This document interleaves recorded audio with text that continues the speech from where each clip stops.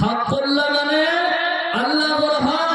কিয়ামতের মাঠে দুইটা আদালত হবে, একটা হলো হাক্কুল্লাহ, একটা হলো হাক্কুল ইবাদ। একটা হলো আল্লাহর হক আর দ্বিতীয়টা হলো মানুষের হক। হাক্কুল্লাহ আল্লাহর হক কি? আল্লাহ কিয়ামতের দিন আপনাকে আমাকে জিজ্ঞাসা করবে, হে আমার বান্দা, তুমি নামাজ পড়েছো, এটা কার হক? বলেন এই বাবা, কার হক? আল্লাহ। আল্লাহ বলে, বান্দা রমজান মাসে সিয়াম পালন করেছো, এটা কার হক? আল্লাহ। আল্লাহ বলে, বান্দা তুমি দান করেছো, এটা কার হক? আল্লাহ।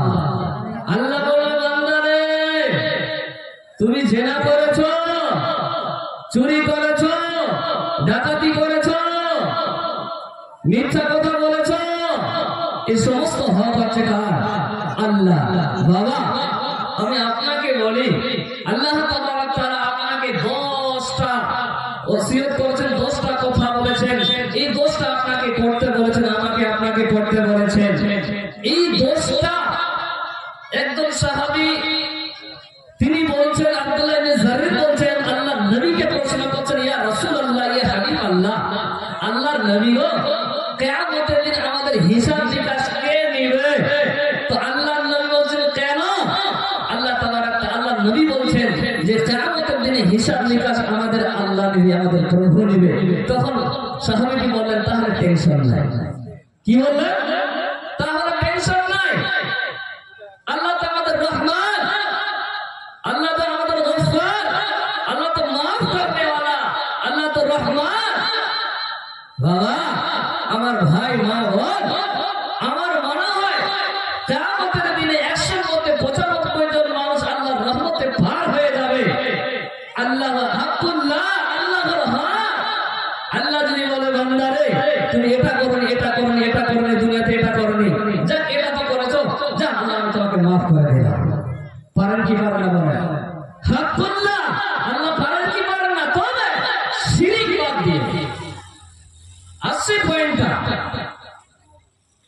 আল্লাহর নবী হযরত মুআজ ইবনে জাবালকে প্রশ্ন করছেন।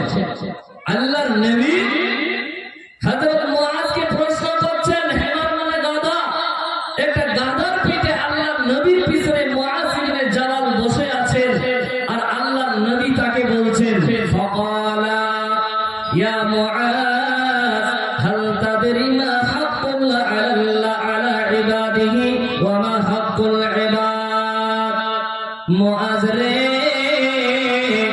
তুমি কি জানো রে মুআজ, আল্লাহর উপর বান্দার উপরে আল্লাহর কি হক আছে? হে আমার বেটি, আমার খালা, আমার ভাই, বন্ধুরে অনুরোধ করে বলছি, বেটারে ভালো করে শোনেন। আল্লাহর নবী মুআজকে বলছে, মুআজ রে তুমি কি জানো বান্দার উপরে আল্লাহর হক কি আছে? আল্লাহর নবীকে মুআজ ইবনে জাবাল বলছেন, কুনতু আল্লাহু ওয়া রাসূলুহু আ'লামু। আল্লাহর নবী গো, আল্লাহ এবং রাসূলই ভালো জানে। আল্লাহর নবী মুআজ ইবনে জাবালকে বলছেন, মুআজ তুমি জানো বান্দার উপরে আল্লাহর কি হক? এ বাবা আপনার ছেলে মেয়ে আছে, তো আপনার উপর হক আছে কিনা বলেন তো? আপনার যে জায়গা জমিগুলো আছে, আপনার উপর হক আছে কিনা? ছেলে মেয়ের হক নাই? আপনাকে জায়গা জমি বুঝিয়ে দিতে হবে ছেলে মেয়েকে। আর আপনি জায়গা জমি বুঝিয়ে না দিয়ে আপনি হজ করতে যাবেন, আর আস্তে আস্তে যদি মারা যান, কিয়ামতের দিন আল্লাহর কাছে হিসাব দিতে হবে। জি, তো আল্লাহর নবী জিজ্ঞাসা করছেন মুআজকে, মুআজ রে বলো বলো বান্দার উপরে আল্লাহর কি হক আছে বলো। মুআজ বলে, আল্লাহ এবং রাসূলই ভালো জানেন। আল্লাহর নবী বলছেন, হে মুআজ শোনো রে শোনো, ক্বালা ফাইন্না হাক্কাল্লাহি আলাল ইবাদ আইয়াবুদুহু ওয়া লা ইশরিকু বিহি শাইয়্যা। আল্লাহর নবী নবী বলছে মুআজ রে তুমি আল্লাহর ইবাদত করবে আর আল্লাহর সঙ্গে কাউকে শরীক করবে না। এই বাবা কার ইবাদত করব বলেন? চাচা কার ইবাদত করব? কার ইবাদত করব? আল্লাহর ইবাদত করব। এটা আল্লাহ হ্যাঁ আল্লাহ পৃথিবীর মুখে যত নর নারী পুরুষ মহিলা পুরুষ হোক মহিলা হোক আল্লাহ পৃথিবীতে যতগুলো মানুষ পাঠিয়েছে কিসের জন্য পাঠিয়েছে ভাই আমার বাবা? কিসের জন্য? কিসের জন্য পাঠিয়েছে? শুনেন আল্লাহর কোরআন। বিসমিল্লাহির রহমানির রহিম ওয়া মা খালাকাতুল জিন্না ওয়াল ইনসা ইল্লা লিয়াবুদুন। আল্লাহ বলে বান্দারে আমি পৃথিবীর বুকে জিন এবং মানুষ পাঠিয়েছি। পৃথিবীর বুকে জিন জাতি মানুষ আমি পাঠিয়েছি রে। এরা পৃথিবীতে আমি এদেরকে পাঠিয়েছি এরা আমার ইবাদত করবে আমাকে বাদ দিয়ে কারো ইবাদত করতে পারবে না।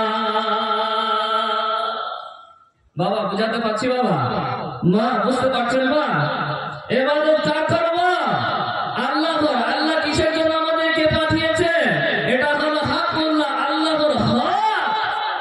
জি তো আমার আল্লাহ বলছেন ওয়া মা খালাকাতুল জিন্না ওয়াল ইনসা ইল্লা লিয়াবুদুন। আল্লাহ বলে হে আমার গোলাম আমি পৃথিবীর বুকে জিন এবং মানব জাতি পাঠিয়েছি রে এরা আমার ইবাদত করবে। এটা হলো আল্লাহর হক। আর আমাদের হক আল্লাহর উপরে কি আছে?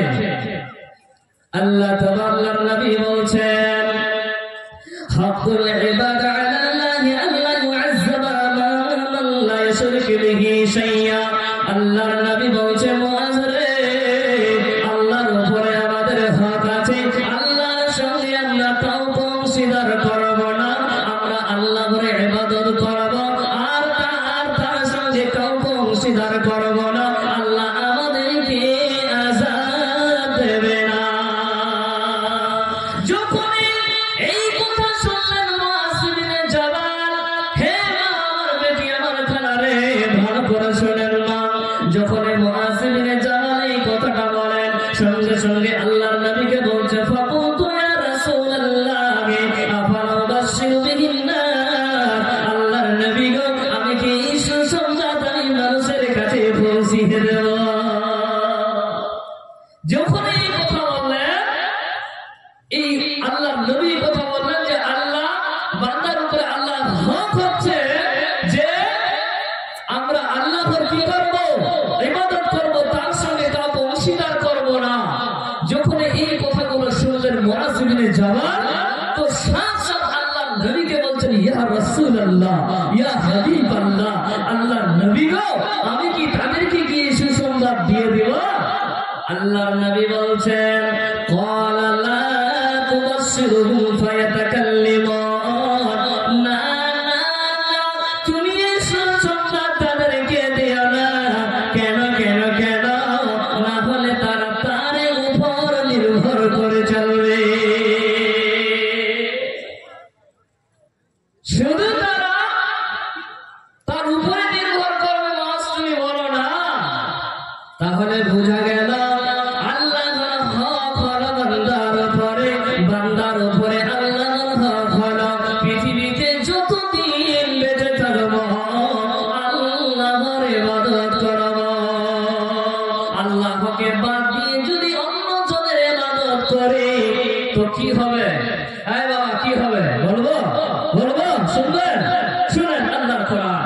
বিসমিল্লাহির রহমানির রহিম কুল তাআলু ওয়াতুলু মা হাররামা রাব্বুকুম আলাইকুম আল্লা তুশরিকু বিহি শাইআ। আল্লাহ তাবারাক তাআলা স্বয়ং নবীকে বলছেন এ মামুন গল্প করবেন না ভালো করে শুনেন মামুন আপনারা শিরকে খুবই লিপ্ত একটু ভালো করে শুনবেন। বাবা আপনার ছেলের গলায় এখনো তাবিজ আছে সুতা আছে কোমরে তাবিজ আছে একটু ভালো করে শুনেন শিরক করলে কি হবে খালি শুনেন। আল্লাহর নবীকে আল্লাহ তাবারাক তাআলা বলছেন নবী হে